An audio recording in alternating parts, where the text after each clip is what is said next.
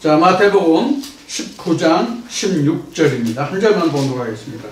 그대로 쭉 이어지는 말씀인데 한 절만 봉독하겠습니다. 신약성경 32쪽입니다. 마태복음 19장 16절 한 절만 제가 지금 봉독하겠습니다. 어떤 사람이 주께 와서 가로되 선생님이여 내가 무슨 선한 일을 하여야 영생을 얻으리까. 아멘.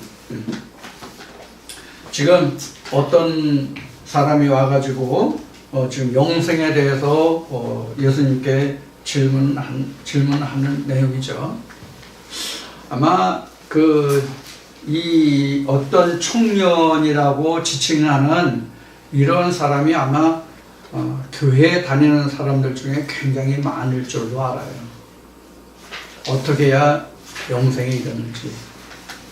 근데 이제 지금 대부분 사람들이 교회에서 목사님들이 가르치고 전하기를 그냥 교회에 다녀서 믿기만 하면 영생을 얻는다, 천국 간다, 이렇게 이야기를 하기 때문에 별로 그렇게 영생이라는 문제를 그렇게 심각하다고 그럴까? 어떤 깊이 있게 생각하거나 듣거나 받아들이는 사람이 극히 적은 걸로 생각이 돼요. 그냥 엊그제도 건강검진 때문에 서울에 올라왔는데 어떤 한 50대 초반쯤 되는 그 여자분이 예수 믿고 천국, 예수 믿고 천국 이런 그 구호를 외치고 다니는 분이 지금도 있더라고. 서울에 처음 전철이 나왔을 때는 어깨띠 들고 예수 천국이라는 띠를 들고 하는 사람들이 굉장히 많았댔는데 최근에는 구경을 못했거든요. 그런데 엊그제 서울 가서 보니까 그런 아주머니가 한 분 계시더라고. 정말 본지 오래됐어요. 이렇게 우리가 그 천국 간다고 하는 것을 교회 다니는 사람들이 굉장히 쉽게 알아요. 자, 언젠가도 얘기했지만 그럼 천국은 믿는 사람들의 소유 전유물이냐 하면 그것도 아니에요. 세상에 있는 사람은 천국 믿을까요, 안 믿을까요? 천국을 바랄까요, 안 바랄까요? 어쩌면 세상에 있는 사람들이 더 천국을 바라는 것 같아요. 어떤 불의의 사고를 어떤 예기치 못한 어떤 질병으로 인해서 죽어도 그가 세상을 힘들고 어렵게 고난 속에 살았어도 세상에서는 고난했어도 아마 이 사람은 그렇게 고생했으니까 죽어서는 천국 가서 좋은 데 가서 고생 없이 편히 살아라, 이런 염원들을 많이 하죠.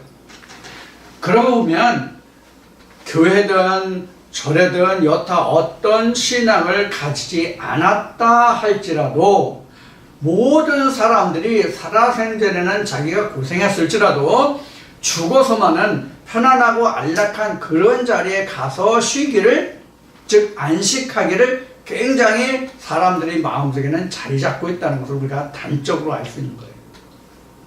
그래서 전혀 교회에 다니지 않는 사람도 말할 때 뭐라고 하냐면 사후에 말하기를 그 사람은 이렇게 살았으니까 그 사람은 천국 갔을 거야, 아니면 천당 갔을 거야, 이렇게 얘기한단 말이에요. 그게 바로 뭐예요? 자기 마음속에 이미 천국이 잠재의식으로 있다는 거거든요. 이건 부인할 수가 없어요. 정말로 부인할 수가 없어요. 그런데 이 세상 사는 동안에는 이 천국이라든가 천당이라는 거, 이런 거에 대해서 하나도 애쓰고 노력하고 심각하게 생각해보고 하는 사람은 심히 더 적어요, 사실은. 그럼 일반 사회에 있는 사람들만 그러냐? 교회 다니는 사람들도, 절에 다니는 사람들도 그냥 천당 간다더라, 천국 간다더라 하니까 그냥 막무가내로 아무 생각 없이 다니는 분들도 사실은 부직이 있어요. 이렇게 얘기하면 또 나는 안 그런데 그러고 항변할 사람들은 항변할 사람도 없잖아. 있겠죠. 물론 그런 사람들도 있어요, 많이. 그런데 그런 사람들보다는 그냥 막연히 다니면, 믿으면 천국 간다, 천당 간다, 이렇게 생각하지, 방금 얘기한 대로 심각하게 자기 자신의 믿음이라든가 이런 것을 생각해 본 사람은 극히 드물 거란 말이에요. 여러분들은 어떤지 모르겠어요? 동영상을 시청하시는 여러분들은 어떤지 모르겠어요? 그래서 오늘 지금 마태복음 19장 16절에 나와 있는 말씀과 같이 내가 어떻게 해야 영생을 얻느냐 하는데, 이 시간 이 말씀을 주제로 영생을 얻는 방법이 무엇이냐? 영생을 얻는 방법.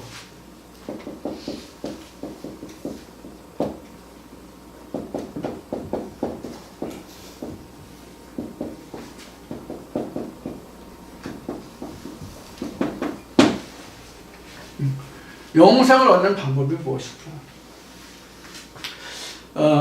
다음 주 아니면 그 다음 주에 믿음이라는 본질을 다시 한번 이제 뜯어보려고 생각해보려고 이제 그 준비를 좀 하고 있는데, 믿음이라는 게 사실 우리 그 기독교뿐만이 아니라 모든 종교를 통틀어서 이 믿음이라는 단어가 굉장히 오염됐다, 오도되고 있다, 이런 것을 우리가 좀 성경을 통해서 우리가 생각해보고 좀 그걸 따져봐야 될 문제가 굉장히 많아요.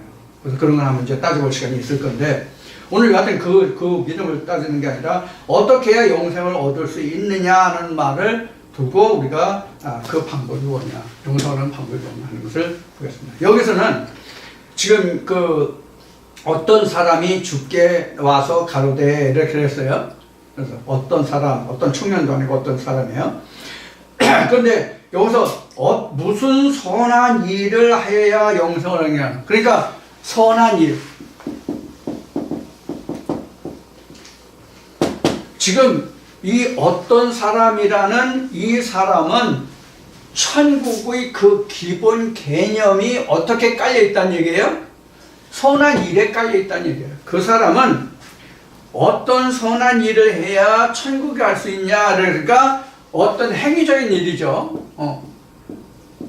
행위적인 어떤 일을 두고 하는 얘기란 말이에요. 그래서 오늘날 교회 보면은, 아니면 여타 다른 종교를 보면, 아니면 사회단체도 보면 뭐래요?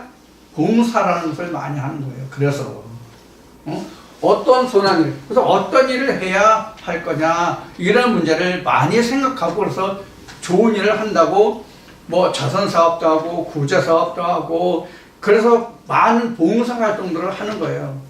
아프고 병든 사람 돌봐주거나, 아니면 없는 사람에 남 모르게 뭘 해주거나, 그런 선한 일을 하는 사람 많잖아요. 그 세상 사람들이 말하는 선한 일이죠. 그런데 예수님은 이 말에 대해서 예수님은 좀 나쁜 얘기로 하면 트집을 잡아요. 어떤 일에 대해서? 선한 일. 네가 뭔데 선한 일을 말하느냐? 선한 것은 하나님뿐이, 선한 것에 대해서는 하나님뿐이 없는데 네가 왜 선한 일을 나한테 말하냐? 지금 그런 의미를 드려요. 그 다음 절 보겠습니다. 16절, 17절 보겠습니다. 예수께서 가라사대 어째야 선한 일을 내게 묻느냐? 선한 이는 오직 한 분이십니다. 내가 생명에 들어가려면 계명을 지키라, 이렇게 돼 있어요. 계명을 지키라. 내가 뭘 하려면, 내가 선한 이는 하나님의 뿐인데, 내가 생명에 들어가려면 내가 뭘 하라? 계명을 지켜라. 내가 계명을 지켜라. 뭘 하려면? 내가 생명에 들어가려면 계명을 지켜라. 그러니까 이런 뜻이죠. 그래서 몇 번 지금 내가 반복해서 읽어본 거예요. 이걸 개념을 두시라는 얘기예요. 생명은 바로 계명이다. 생명은 곧 계명이다. 내가 생명에 이르려면 계명을 지켜라. 그럼 이 생명이라는 게 곧 뭐예요? 이 사람이 지금 16절에서 말한 뭐예요? 어떤 일을 해야 영생에 들어가 영생을 얻냐니까, 이 이야기는 곧 뭐예요? 이렇게 되는 거죠. 예수님은 계명으로 말씀하시면 계명이 생명이고 생명이 계명이다라고 말씀하셨지만, 이거는 영생에 대해서 물어본 거니까 이것이 곧 영생이다, 이런 말씀이 되겠죠. 그러니까 이것을 다시 말하면, 이 계명 안에 생명이 있으니 너는 계명을 지켜서 영생을 얻으라, 이런 걸 같단 말이에요. 그럼 계명이 뭐냐는 거예요. 계명이 뭐예요? 예수님이 말씀하신 계명은 뭐예요? 영생을 얻는 게 뭐예요? 요한복음 6장에서 쭉 설명하는 거예요. 아버지께서 보내주신 이를 믿는 게 그 계명을 지키고 믿는 거예요. 아버지께서 보내신 자 누구예요? 예수죠?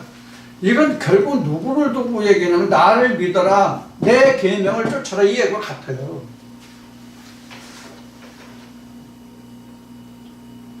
근데 요즘 그 수주에 걸쳐서 이야기하는 바와 같이 예수의 계명하면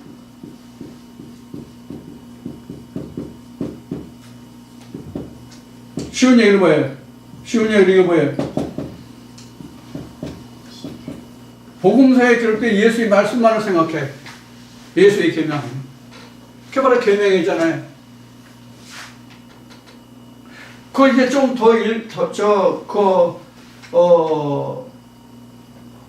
이 말씀에 거기 안 나왔나? 이 말씀에 안 나오고 누가복음에 나왔나? 누가복음에도 같은 말씀인데 누가복음 한번 볼까요? 누가복음 18장을 한번 보겠습니다. 누가복음 18장에도 같은 말씀이 있으니까 누가복음 18장 18절. 누가복음 18장 18절을 보겠습니다. 누가복음 18장 18절. 어떤 관원이 물어 가로되 선한 선생이며 내가 무엇을 하여 영생을 얻으리까? 예수께서 이르시되 내가 어째 나를 선하다 일컫냐. 똑같아요.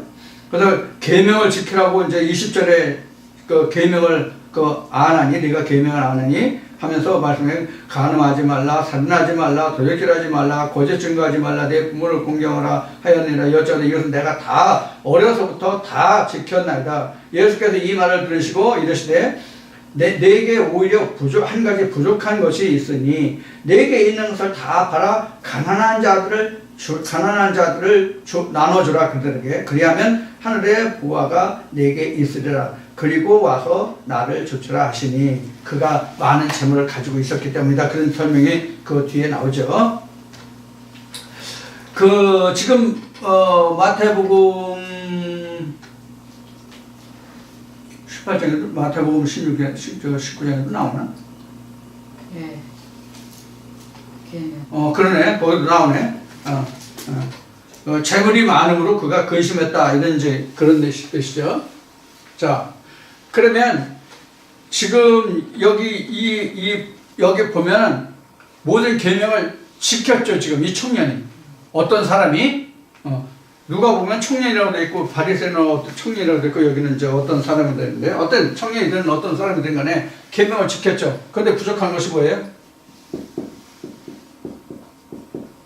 소유물이죠.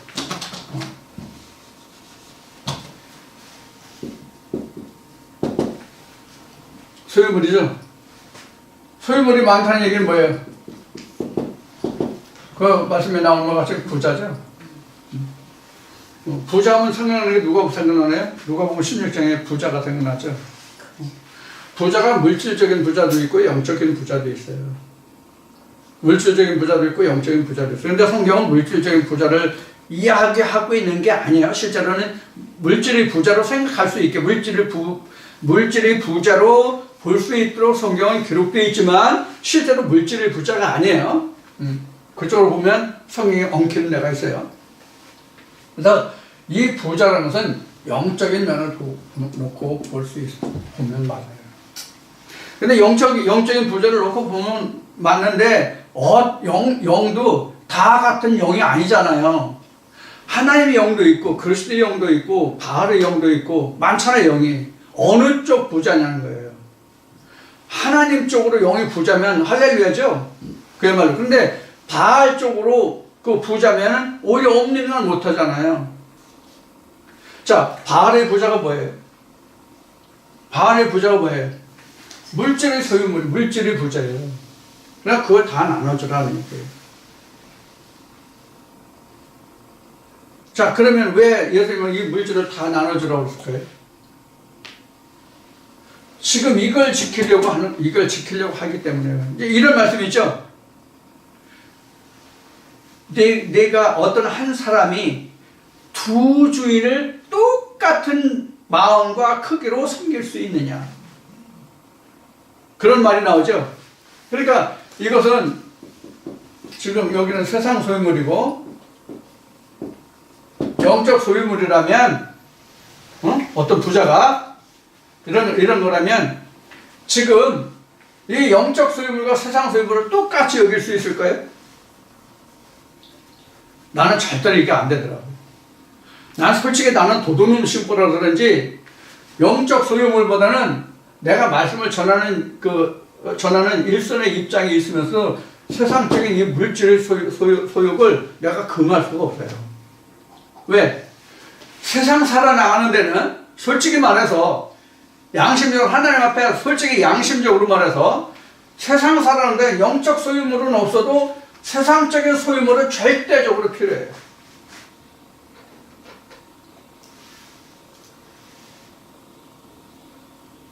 내가 어린애라면 까짓거 뭐 사랑만 가지고도 산다고 할 수 있을지 모르겠지만 실제 사랑이 좋아서 결혼해서 보니까 따르는 게 뭐예요? 따르는 게 뭐예요? 이거죠? 세상 물질이 따르죠? 그래서 옛날에 신파극에서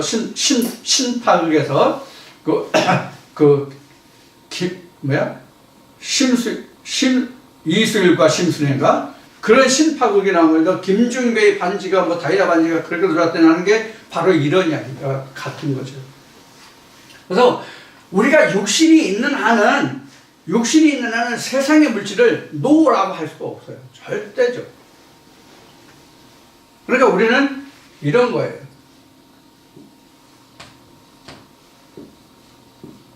뭐 같아요? 천칭교. 그래서 예수께서는 이런 조울이 나온 거예요. 이게 지금 세상과 좀 잘 씁시다. 여기 영적이 있으니까 여기다 영적으로 쓰고 이렇게 있다 그러면 이게 수평을 이루어야 되는데 아니거든요. 어느 쪽이 땅으로 들어가요? 여기가 이렇게 내려와. 이건 번쩍 들려 올라가. 그래? 이게 훨씬 무게가 크단 말이에요. 여기가 거꾸로 했네. 실제로는 여기 세상적인 게 훨씬 크단 말이에요. 그러니까 이건 쑥 올라가. 이건 별로 무게감이 없어. 내게 중요감이 없어. 그러니까 어느 한 곳에 그냥 쳐박아도 내가 필요한지 뭐한지 몰라. 이게 실상이에요. 이게 실상이에요. 요거에 대해서 잘 기록해 놓은 성경이 뭐예요? 요런 관계에 대해서 잘 설명해 놓은 글이 뭐예요? 성경이. 목이 뭐야? 욥기서지. 욥기예요. 요 관계를 잘 기록하는 게 욥기예요. 근데 욥은 영적으로 치우치려고 자기가 많은 노력을 했잖아요. 근데 그거를 뭐로 받아요? 하나님의 시험으로 받죠. 이 하나님의 시험했다는 게 우리가 성령이 교회들 말씀이 내게 와서부터 겪어지는 시련을 하나님이 거기에 누굴 보냈다? 마귀를 보내는 사단을. 그런 뜻이에요. 실제 사단을 보낸 것이 아니라 내가 진짜 세상적인 신학적인 종교적인 그런 신앙에서 진짜 하나님에게로 내가 입문했을 때부터 겪어지는 일이 그에게 사단이 시험을 한 거예요. 그게 시험을 사단을 보냈다고 한 거예요. 근데 뭐는 해하지 말라고 그랬어요? 그 목숨은 해하지 말라고 그랬죠? 요거는 해하지 말라는 거예요, 그게.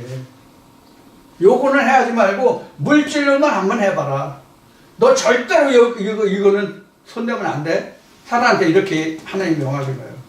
그 영에 대해서는 절대로, 그 생명에 대해서는 절대로 너 터치 않아. 너 거기에 너 손대면 너 나한테 죽어. 이러는 거예요. 성경에 그러지. 너 나한테 죽어. 이거 있어요, 없어요? 못 봤어요? 그 옆에 살짝 연필로 내가 써놨는데. 자, 그 기록이 바로 욥기서예요. 우리는 욥이 옛날에 창세 때인지 언제인지 그 연대 기록이 확실히 나와 있지 않기 때문에 창세보다 앞에 써졌냐 뒤에 써졌냐는 아직도 물음표예요. 그렇지만 그것이 현대에 우리에게 주는 것이 바로 이런 거예요.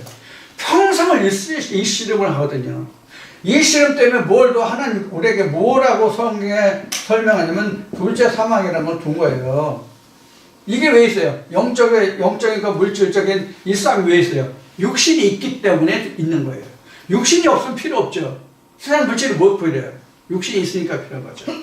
자, 그래서 둘째 사망이 있는 거예요. 자, 여하튼 영생을 얻는다고 하는 것은 바로 이런 거란 말이에요. 그럼 계명이 뭐예요? 계명이 앞 시간에도 얘기했지만 계명은 이게 계명이에요. 내가 너에게 이런 말이 계명이에요. 이게 계명이에요. 근데 우리는 계명하면 뭘 생각해요? 모세 율법을 생각해요. 모세 율법만 생각한다면 바로 구약적인 거예요. 그러니까 우리가 모세 계명하니까 뭐가 나와요? 선한 일이 나오는 거예요. 모세 계명을 얘기하니까 선한 일이 나온 거예요. 모세 계명은 뭐예요? 육신으로 행하는 율법이잖아요. 모세의 계명하면 육신의 행함이잖아요. 육신의 행함이란 말이에요. 그럼 예수 계명은 뭐예요? 마음적인 것, 영적인 것이잖아요. 그래서 이거는 외적인 거라면 이거는 내적인 것이잖아요. 그래서 성경에서 마음으로 믿어서 영생에 얻는다고 성경에 적는 거예요. 마음으로 믿어서 행위가 아니라. 그런데 지금 오늘날 믿음이라는 앞 시간에도 얘기했죠. 믿음이라고 오늘 다시 한다고 그랬지만 믿음이라는 것은 뭐로 정의합니까? 지금 오늘날 신학에서 교회에서 말하는 믿음이 뭐가 믿음이에요? 행함이에요. 행함. 믿음이 아니라 행함이라고요. 그러니까 눈에 나타나는 외적으로 나타나는 것을 행함이라고 말한단 말이에요. 그래서 모세의 계명은 외적 행함이고 진리 예수의 계명은 예수의 계명은 정확하게 이제 사도 바울이 표현한 걸 로마서 8장에 생명의 성령의 법이에요. 그게 바로 예수의 계명이거든요. 이게 이제 요한복음 6장 63절이에요. 내가 너에게 이른 말. 자, 그럼 예수님이 우리에게 이른 말이 가장 대표적인 게 지난주인가 지지난주에도 얘기했지만 가장 대표적인 게 뭐냐면 마태복음의 5장에서 7장까지 산상순이 있고 요한복음 14장에서 17장까지 고별 강화가 있다면 그 두 가지 말씀이 가장 예수님이 대표적으로 설교하신 거예요. 물론 다른 말씀들도 많지만 다른 말씀들은 그 대중에게 하고 제자들에게 풀어주고 그런 말씀들이 이제 주류죠. 부분부라고. 근데 종합적으로 있는 것은 마태복음 5장의 산상순이라는 말씀하고 요한복음 14장에서 17장까지 있는 고별 강화 그 두 말씀이 가장 대표적인 것이죠. 자, 그런 것들이 바로 예수님이 말씀하신 계명이에요. 그 계명을 지켜라. 그런데 이 어떤 사람이라는 사람은 어떤 계명을 지켰어요? 이 계명을 지킨 거예요. 모세의 계명을. 간음하지 말라, 살인하지 말라, 이거 도둑질하지 말라. 자, 여기서 몇 가지만 풀자고요.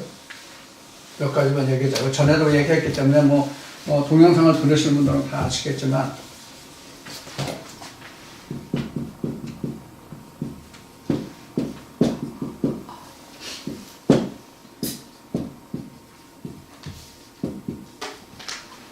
요 세 가지 나왔나? 여기? 뭐가 나왔나? 여기? 부모를 공개하러 나왔네. 거짓 증거. 간음하지 말라, 살인하지 말라, 도적질하지 말라, 거짓 증거하지 말라, 네 부모를 공개하라, 네 이웃을 네 몸과 같이 사랑하라. 이렇게 여러 가지 나왔네. 자, 그럼 가만 봅시다.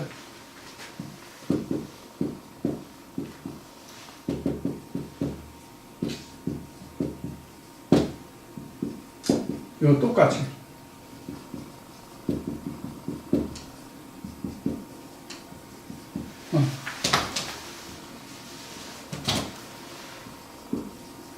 똑같이 할 수 있어요, 이렇게.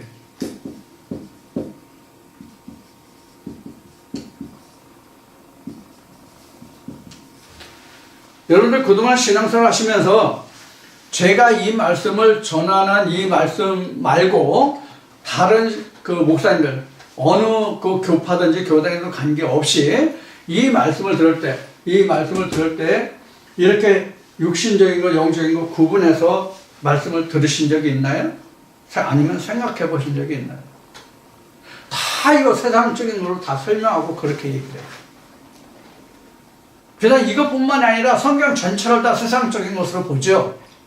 세상적인 거로. 그러니까 성경이 안 풀리는 거예요. 그러니까 성경이 안 풀릴 뿐만 아니라 사람의 예대로 말하는 거예요. 사람의 예대로. 하나님의 예대로 말하는 것이 아니라 사람의 예대로 설명하는 거예요. 사람의 예대로 설명하니까 성경이 안 풀린다. 간음도 보면은 육신적인 거와 영적인 것이 있다. 그래서 성경에도 그 간음에서 육신적인 것과 영적인 간음이 두 가지가 다 나와요. 자, 그러면 영적인 간음은 뭐예요? 영적인 간음은 뭐예요? 로고스는 같은데 뼈다는 같은데 씨가 다르면 뭐예요? 이게 간음이에요. 우리 간음이 뭐죠? 인간적인 간음이 뭐예요? 정해진 배필이 아닌 다른 배필과 성적 관계가 이루어지면 그걸 우리 간음이라고 그러죠. 근데 가만히 있어봐. 간음이라는 말이 여자에 대해서 간음이라고 그러나 남자에 대해서 간음이라고 그러나? 똑같이 간음인가? 여자에 대해서 아마 간음이라고 할 것 같아. 간자가 이래 쓰잖아. 이게 옛날에 내가 학교 다닐 때 그 한문 선생이 이렇게 써놓고 이걸 뭐라고 읽을게? 이걸 뭐라고 읽을게? 이게 가늠할 간자거든요. 근데 이걸 한문 선생님이 써놓고 웃기는 얘기 뭐냐면 이걸 쨍그렁 쨍자래. 여자 셋이 모이면 찬장에 그릇도 깨진다 그래서 우물가에서 이 세 여자가 만나서 얘기하면 집에 있는 찬장에 그릇이 깨진대. 그래가지고 이게 쨍그렁 쨍자래. 그런 얘기를 들은 적이 있는데 이게 여자가 자기 배필에 다른 씨를 받는 게 사실은 간음이에요. 그럼 남자는 간음이 없나 봐. 왜 이렇게 됐는지는 모르겠어요. 근데 영적으로 보면 맞아요. 영적으로 보면 여자가 다른 씨를 받은 게 간음이에요. 그럼 다른 씨를 생산하게 되잖아요. 그래서 여자에 관한 말이 맞는 것 같아요. 자, 이와 같이 간음은 여자가 다른 남자와 관계를 맺었을 때 그것을 간음이라고 하죠. 그건 육신적인 거란 말이에요. 그럼 하나님 말씀으로 성경적으로 보면 레마의 말씀이 아닌 로고스가 바로 영적 간음이에요. 많잖아요. 그동안 수없이 말했지만 그 신학에서 가르치는 바가 뭐 여기도 신학하시는 분들이 계시고 또 이 동영상을 보시는 분도 신학하시는 분들이 많이 계실 텐데 신학의 개념으로는 다 뭐예요? 육신적인 것이 영적으로는 따져보질 않아요. 그리고 또 신학하시는 분들은 다 알겠지만 신학할 때 성경을 풀을 때 다 뭐로 풀어요? 심지어 예수님이 하신 복음서 이런 말씀도 옛날에 그리스 때부터 있던 그 신화에 비교해서 신화에 이런 것이 있는데 성경에 예수님이 그 신화를 갖다가 인용해서 이렇게 말한 것이다. 이렇게 풀죠. 굉장히 많단 말이에요. 그런 것이. 그래서 결론으로 그 사람들이 주장하고 싶은 게 뭐예요? 성경도 신화에 불과하다. 이 얘기를 하고 싶은 거야. 결국은. 왜? 거기까지뿐이 모르니까. 자, 그래서 간음도 바로 이와 같은 거예요. 그래서 현장에서 간음하는 여인을 바리새인들이 붙들어다가 예수님 앞에 송사했을 때 예수님은 어떻게 말씀하셨어요? 야, 그건 육신적인 간음이야. 몇 번을? 9번을. 그런데 예수님이 이 여자를 정죄할 수 있었어요? 없었어요? 정죄할 수 없었던 거예요. 만약에 영적인 간음을 했다. 영적인 간음하는 여자를 데려왔다. 그럼 예수님 용서할 수 있다 없다? 용서 절대로 못해요. 이거는 무슨 얘기냐면 하나님은 육신의 죄를 심판하시는 하나님이 아니라 예수님이 말씀하신 것 같이 내가 너에게 이른 말로 심판한다는 얘기거든요. 로고스 심판이라고 하면 로고스 심판. 로고스인데 로고스 안에 들어있는 레마가 심판의 기준이라는 말이에요. 자, 그럼 간음 나왔죠? 살인 나왔어요. 살인도 간음을 하면 그 자체가 살인이죠. 바로 벌써 누구를 살인하는 거예요? 하나님의 아들 예수 그리스도를 살인하잖아요. 그래서 예수님이 이렇게 말씀하시잖아요.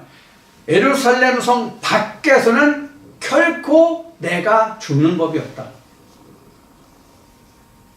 성경에 있어요, 없어요? 보험서에 나와요. 어딘지는 지금 내가 생각이 안 나서 지금 그 본문만 이용하는 거예요. 자, 그래서 육신적으로 영적으로 살인. 그래서 육신적인 살인은 예수님이 말씀하신 그 땅에 기록된 거예요. 땅에 법이 있잖아요. 하나님 앞에서 너 그때 누구 죽였지? 살인범에게 너 그때 누구 죽였지? 그러니까 넌 지옥이야. 이게 아니란 말이에요.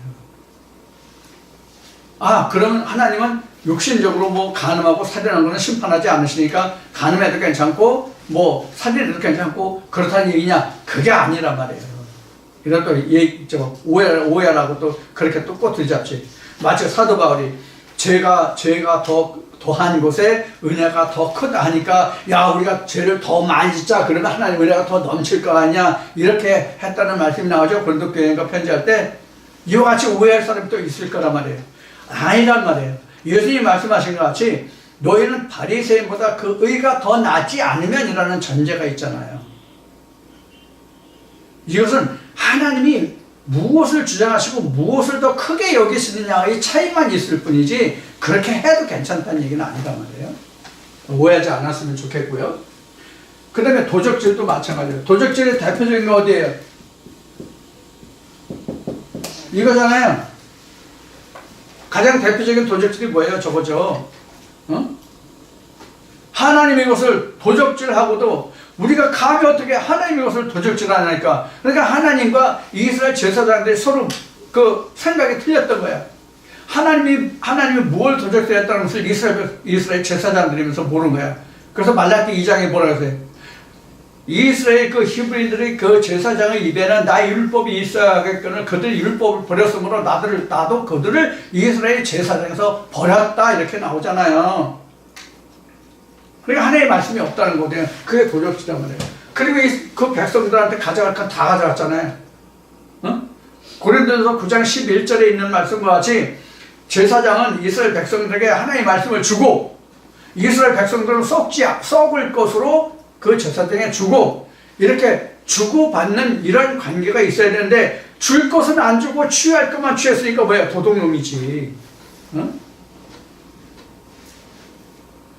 내가 여러분들한테 오늘 점심을 주고 점심값을 받으면 정당한 내가 대가를 내가 달라고 하는 거잖아요. 근데 점심도 안 줬어. 밥 한 그릇도 안 줬어. 심지어 냉산 그릇도 안 줬어. 근데 밥값 10,000원 내라고 했다고 예를 들어봅시다. 그럼 내가 뭐예요? 도둑놈이죠? 여러분들 어떤 식당에 가서 일단 국밥 한 그릇을 시켰어. 근데 그 집 가격을 보니까 이게 12,000원이네? 국밥을 시켰는데 국밥 나오지도 않은데 한참 하도 기다리는데 지쳐서 그냥 나왔어. 근데 계산대 나올 때 왜 그냥 갑니까? 돈 내고 가야지. 먹지도 않는. 자리에 앉았으니 그냥 돈 내라 그러면 돈 낼 사람 있냐고. 이런 게 바로 도둑질이란 말이에요. 그래서 도적질 했다. 그게 바로 뭐다? 11조다. 이런 얘기죠. 그러니까 영생을 얻는 방법은 결국은 뭐예요? 11조가 있게 하는 거예요. 지금까지 말씀드린. 이 11조가 뭐예요? 우리가 마지막 가나안 땅에 들어가서 얻어지는 거, 내가 농사지어서 얻어지는 거 마지막 열매가 11조예요. 그래서 저는 11조 할 때 단어를 뭐라고 그랬어요? 타이드라고 그랬죠?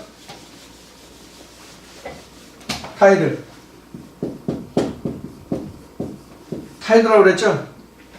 이거는 10분의 1의 개념인 이게 아니란 말이에요. 이 타이드의 개념이 수학적인 개념은 아우텐이죠. 응? 아니면 타이드 아니면 뭐예요? 텐스잖아요. 텐스라는 건 이런 거잖아요. 10번째 거 이런 거잖아요. 숫자로 쓰면 텐스라는 것은 이런 거잖아요. 10번째. 그러니까 숫자적인 개념으로도 열이라는 것은 사실 없잖아요. 1부터 9까지만 있잖아요. 숫자는.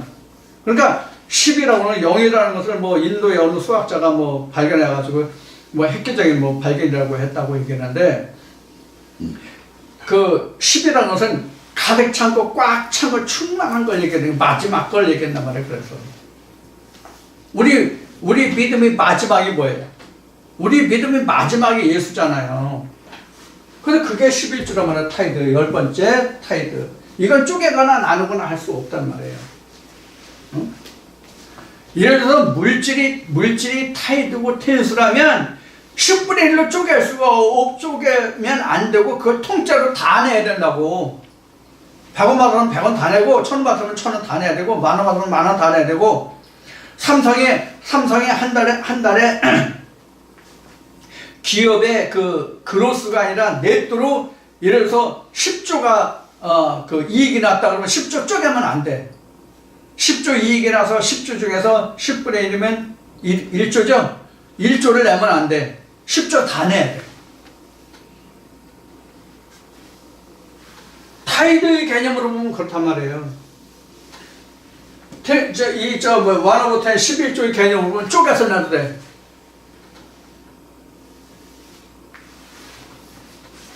그러면 이 그 타이드나 텐수는 그럼 뭘로 얻어지느냐? 가장 근본적으로 얘기하면, 이것을 가장 근본적으로 얘기하면 뭐가 가장 근본적이 될 것 같아요?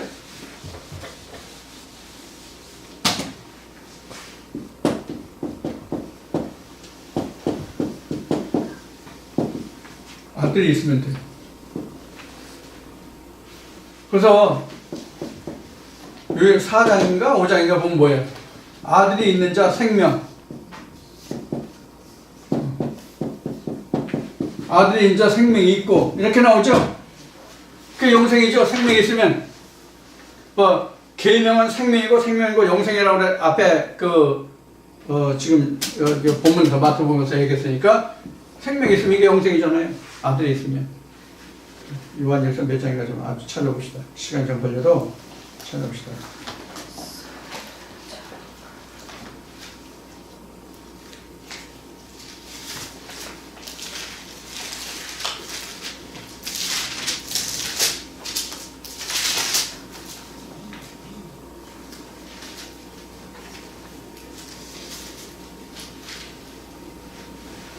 요한일서 5장 12절.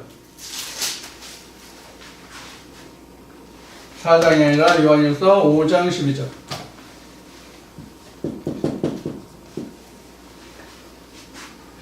이런 아들이 있기 위해서는 어떻게 해요? 아들이 있으려면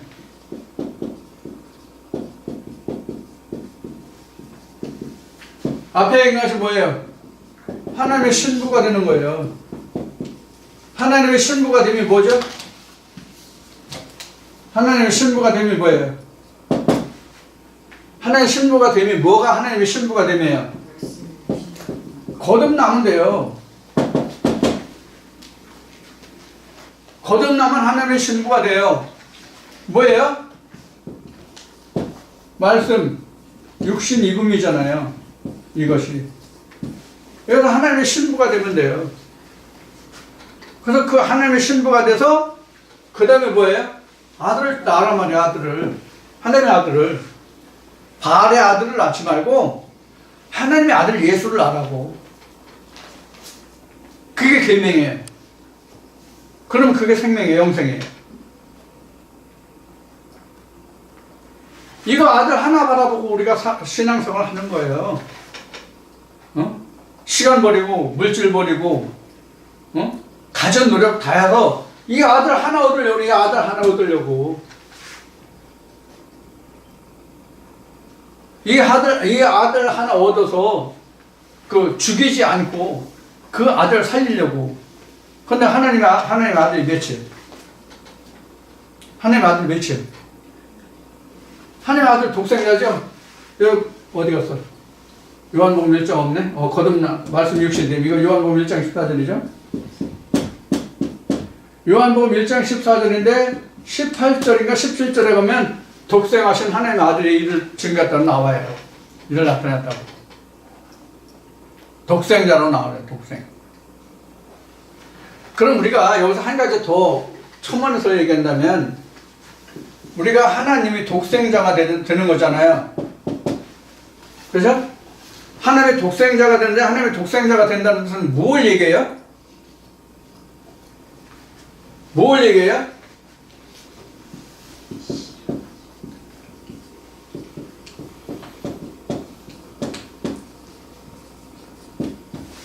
이런 말이래. 이거 예수님이 하신 말씀이에요. 본래 아버지가 있었는데 아버지가 다 내게 주셨다. 다 내게 준다고. 우리도 예수님만 그런 게 아니라 우리도 다 내게 준다고. 이렇게 되면 이렇게 영성하는 방법에 이렇게 이르면 아버지의 모든 소유가 다 내 거라고. 세상은 아버지가 아들이 둘, 셋이면 그 재산 분배해 주게 돼 있잖아요. 아들만 분배해 주는 게 아니라 딸도 분배해 주게 돼 있잖아요, 지금은. 근데 하나님은 자식이 하나뿐이 없으니까 그 모든 소유를 다 독생자 그 아들 하나에게 다 준다니까? 이거 또 문제 생겼네. 어떤 문제 생겼어요? 지금 말하다 보니 큰 문제가 하나 발생했는데. 네? 큰 문제가 하나 발생했어. 무슨 문제인지 발견 못했어요? 하나님 몇 분이에요? 하나님 몇이에요? 하나님 몇 분? 하나님 몇 분? 네? 한 분이죠? 그럼 아들은 몇? 나도 너도 저도 그도 다 아들인데 그럼 하나님 한 분인데 그 재산은 몇 분의 1로 쪼개줘야 돼? 몇 분의 1이요? 몇 분의 1 없어요. 무한대분의 1이요? 아니, 다 낸 거. 그럼 세월 지나면 나중 사람들은 받을 거 하나도 없네? 이야, 이런 문제가 봉착하잖아. 이런 문제에 봉착하잖아. 어떻게 되는 거야? 이렇게 되는 거야. 이런 생각 안 해봤어요? 참 욕심들이 없구만. 욕심들이 없어. 이런 생각 당연히 해봐야지. 이런 생각 안 해봤으면 욕심이 없는 거야. 나는 욕심이 많아서 형제들하고 나누는 거 나 이거 성에 안 차. 다 가져야지. 그런데 이걸 생각해보니까 이게 숙제가 보통 많은 게 아니네 이게. 그리고 보통 큰 게 아니야 이게. 너도 하나님 아들, 나도 하나님 아들이잖아. 오늘 얘기한 것만 해도 다 이렇게 지금 얘기한 것만 해도 거듭나온 거 하나님 아들이잖아. 근데 하나님 한 분이라면 예수는 그럼 몇이요? 예수는 몇이요? 하나죠? 그럼 하나님도 하나이고 하나고 예수도 하나예요. 성령 몇이요 그럼? 성령 몇이요? 성령도 하나죠? 그럼 내 차례 없네. 예수가 다 찾았는데. 내 차례 없다고. 집에 가요. 왜 여기들 있어? 아무것도 차지할 것도 없는데 왜 여기 와 있냐고. 바쁜데 나가서 오늘 일하면 오늘 저 휴무수당도 있지 않나?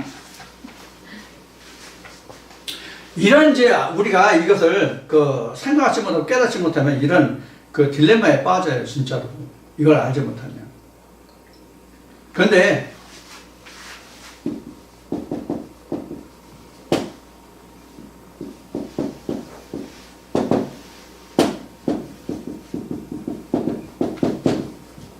오늘 큰일 날 얘기 진짜 엄청 많이 하네.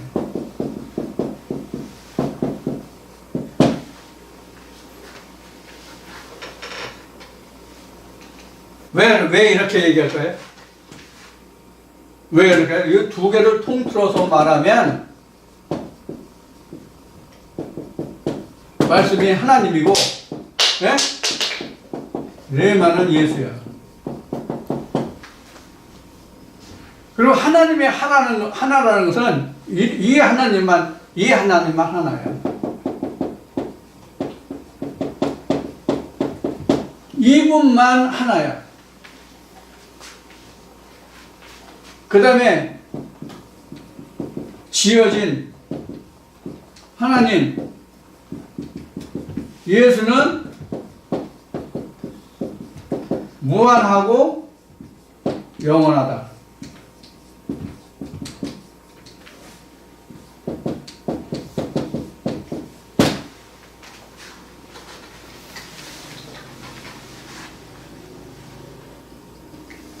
전도서 1장 4절까지 이 땅은 영원하다면 이러한 역사는 영원하다.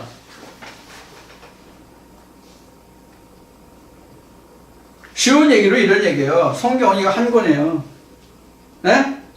성경이 이거 한 권인데 이 성경에 의해서 무한한 하나님과 그 아들들이 나온다고. 그래서 에레미야서나 이사야 보면 그 신과 신, 즉 신들의 신이라 할지라도 하나님의 아들들이라 할지라도 이렇게 나오는 거예요. 하나님의 아들이 몇인데 하나님의 아들들이라고 복수로 나와요. 창세기 1장에서도 누구 형상이에요? 나의 형상이에요? 우리 형상이에요? 우리 형상이에요. 우리 형상. 이게 다 우리잖아요. 성경 자체가 우리잖아요. 한 사람이 썼어요? 우리 중에서 또 우리가 나온단 말이에요. 이게 다 만들어진 신들이잖아요. 그래서 예수님이 계시록에서 아버지의 보좌에 앉은 것 같이 너희도 내가 이 계명을 지켜 행하고 다 완성하면 아시아 7교회에게 말하기를 내가 그 보좌에 앉은 것 같이 너도 그 보좌에 앉게 하겠다 이렇게 되는 거예요. 그래서 앞 시간에 얘기했죠. 이 말씀으로 지음을 받은 자는 다 하나님의 그 아들인 거예요. 그 자신이. 그렇게 결국 하나님의 보좌라는 것은 내가 만들고 내가 앉는 거예요. 그것이 그 예수님에게 세베대의 어머니가 와가지고 두 아들들이 당신이 때가 되면 내 아들들을 당신 나라에 중용해 주십시오. 이렇게 요청했을 때 예수님이 하신 말씀이 내가 하늘을 몰라서 오해했도다. 그 자리는 하나님이 누구를 위해서 예배했든지 간에 어떤 사람이 차지하리라? 차지하는 사람이. 노력해서 차지하는 사람이 그 자리에 앉을 것이다. 내가 주는 것이 아니라. 오케이? 지금 이제 말씀이 그거예요. 그래서 우리가 영생을 얻는 방법이 무엇이냐 하는 것은 하나님의 아들이 되는 건데 하나님의 아들이 되는 과정을 지금 설명한 거예요. 어떻게 우리가 하나님의 아들이 되느냐.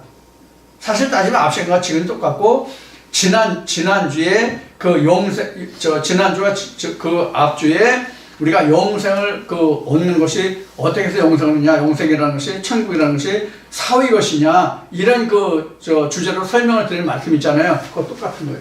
그러니까 내가 이 세상에 있는 동안에 영생이 얻어져야만 내가 사위의 천국이라는 것이 있는 것이지, 내가 죽은 후에 지금 있지 않은 것이 죽은 후에 있는 게 아니란 말이에요. 그 설명이 또 누가복음 16장이고요. 자, 이와 같이 우리가 같은 글자, 같은 문장으로 되어 있음에도 불구하고 그 속에 담겨진 뜻을 우리가 이해하지 못하고 보지 못하기 때문에 하나님이라는 것이, 예수라는 것이, 천국이라는 것이, 성경이라는 것이 전부 오들이고 오해하고 오판한단 말이에요, 지금 사람들이. 그래서 누가 그 성경에 기록한 말씀과 같이 지난번에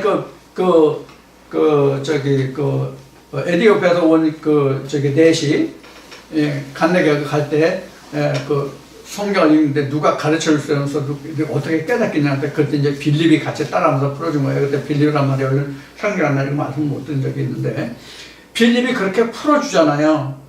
지금도 여러분들이 보지 못하고 알지 못하고 깨닫지 못하는 것을 빌립이라는 그런 사람을 통해서 에디오피아에 간내교 와서 갈 때 이사야를 읽을 때 그것을 풀어주는 빌립과 같이 지금도 그런 사람이 필요하단 말이에요. 그게 바로 성령이란 말이에요. 그 풀어주는 게 사람이 아니라. 그래서 성령의 눈으로 봐야만 성경을 뜯어볼 수 있는 거예요. 성경을 뜯어서 설명하는 게 설교예요. 그래서 설교라는 걸 전에 설교란 말이 나왔으니까 다시 이야기하면 설교라는 게 이런 거예요. 그냥 주절주절 떠드는 걸 우리가 설교한다고 얘기하죠. 어떤 강연이나 어떤 주제로 발표하는 거 우리가 설교한다, 강연한다 이렇게 얘기하잖아요. 근데 성경에서 설교라는 것은 이런 뜻을 담고 있어요. 하나님의 언어가 인간의 언어로 기록되어 있는데, 하나님의 언어가 인간의 언어로 성경이라는 것으로 기록되어 있는데, 이 인간의 언어로 기록된 하나님의 언어를 다시 하나님의 언어로 풀어주는 것이 설교란 말이에요. 그래서 그것이 설교가 기쁜 뜻 복음이라는 말로 표현되는 거예요. 그 음성을 들어야 되기 때문에.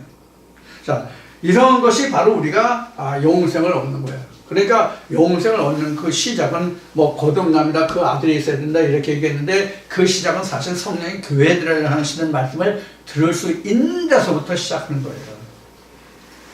자, 이와 같이 이제 우리가 영생에 대해서 우리가 관심 없이, 앞에 모두에 말씀드렸죠. 영생에 대해서 우리가 관심 없이 그냥 교회 다니면 신앙생활하면 얻어지는 거로 생각하지만, 그러나 실제로 영생을 얻는 방법은 선한 일에 있는 것도 아니고 계명을 알아서 그 계명을 깨닫고 그 계명 안에 있는 생명을 찾는 것, 그것이 바로 영생이다. 이것을 오늘 이 말씀을 통해서 여러분들 깨달으시고, 정말 여러분들 이제부터라도 신앙생활 다시 돌아보시고 영생의 길을 찾고 구할 수 있는 그런 말씀이 되기를 축원드립니다.